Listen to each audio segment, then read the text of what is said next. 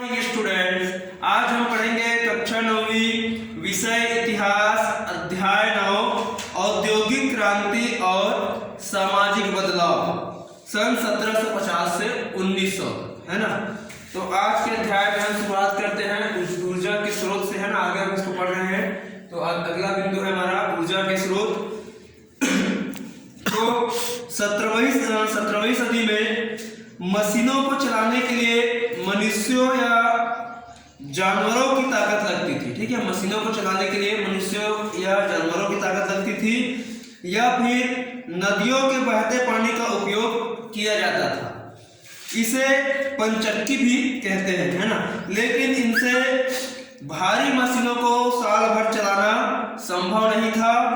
इस क्षेत्र में भाप की शक्ति के जो उपयोग है उसने क्रांति ला दिया। यूं तो भाप की शक्ति का पता पहले से था, लेकिन जेम्स वाट, है ना, जेम्स वाट जो थे उन्होंने एक ऐसी मशीन विकसित की जिससे भाप का इंजन एक प्राइम मूवर, है ना, प्राइम मूवर यानी प्रमुख चालक के रूप में काम देने लगा। तो इससे कारखानों में मशीनों को चलाने के लिए ऊर्जा मिलने लगी। 18वीं शताब्दी के अंत तक जेम्स वाट के भाप इंजन ने जानवरों और बहते पानी की शक्ति का स्थान लेना शुरू कर दिया, है ना। तो यह है ऊर्जा के स्रोत। और इसी प्रकार हम आगे देखेंगे अब परिवहन के बारे में। तो परिवहन बढ़ते व्यापार और उद्योगों की एक और जरूरत थी। बहुत बड़ी मात्रा में सामान लाना और ले जाना जरूरी था। इसके लिए पहले नहरों का जाल बिछाया गया, ठीक है, नहरों का जाल बिछाया गया ताकि उन पर नावों के द्वारा सामान को कम खर्च पर, है ना, जहां पहुंचाना है वो पहुंचाया जा सके। तो इसके बाद रेल पटरियों पर गाड़ियों को खींचने का प्रयोग किया गया। तो खींचने के लिए शुरू में घोड़ा का उपयोग होता था, है ना। रेल की पटरी में गाड़ियों को खींचने के लिए घोड़े का उपयोग होता था, और बाद में भाप इंजन का प्रयोग किया जाने लगा। तो पहला भाप से चलने वाला रेल का इंजन, ठीक है, जब पहले भाप से चलने वाला रेल का इंजन जॉर्ज स्टीफेंसन ने सन 1814 में बनाया था, ठीक है। जॉर्ज स्टीफेंसन ने सन 1814 में बनाया था। तो अब रेलगाड़ियां परिवहन का एक ऐसा नया साधन बन गई थी जो वर्ष भर उपलब्ध रहती थी, सस्ती और तेज भी थी, और माल तथा यात्री दोनों को वो ढो सकती थी, है ना।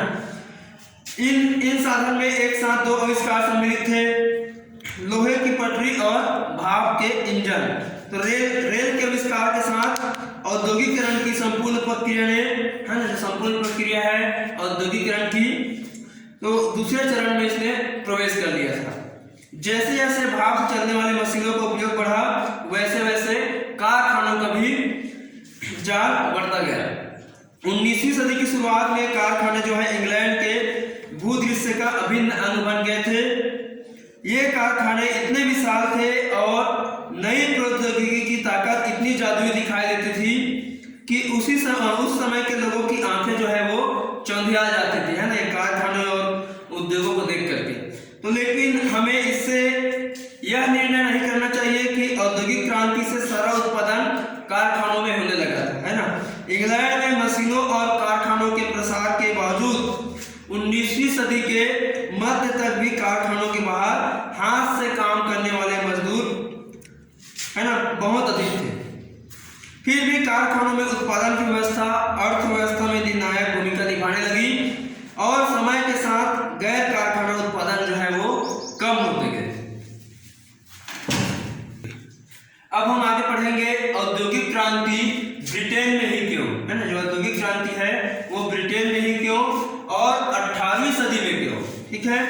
तो ब्रिटेन पहला देश था जिसने सर्वप्रथम आधुनिक औद्योगिकरण का अनुभव किया था, ठीक है। वो पहला देश था जिसने आधुनिक औद्योगिकरण का अनुभव किया था। यह वहां क्यों संभव हुआ, है ना, इंग्लैंड में क्यों संभव हुआ, और ये उसी समय ही क्यों हुआ।